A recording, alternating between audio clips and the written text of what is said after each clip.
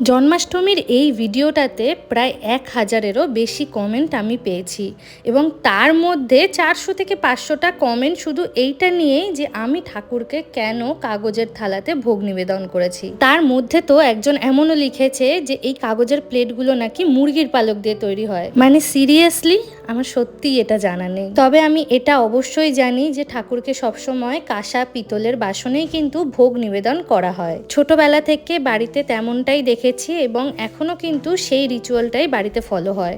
তবে আমি ঠাকুরকে কাগজের থালায় ভোগ নিবেদন করেছি তার কারণ আমার কাছে ইউএসএতে কোনো কাঁসা পিতলের বাসন কিন্তু ছিল না। আর অনেকেই হয়তো জানেন যে আমরা আর মোটামুটি 5 থেকে 6 মাস এই দেশে আছি, তারপরে কিন্তু আবার আমরা পাড়ি দেব আমাদের নিজেদের দেশে। সেই কারণেই এই কদিনের জন্য নতুন কোনো বাসন কোসন আমি আর কিনতেও চাইনি।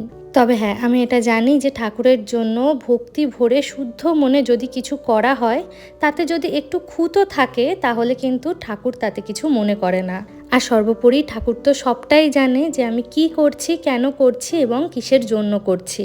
তাতে করে হোক না কাগজের প্লেট, আমি ঠাকুরের জন্য যেটুকু করেছি কিন্তু সবটা আমার নিজের মন থেকে এবং অনেক ভালোবেসে করেছি এবং গোপাল সেটা নিশ্চয়ই বুঝবে।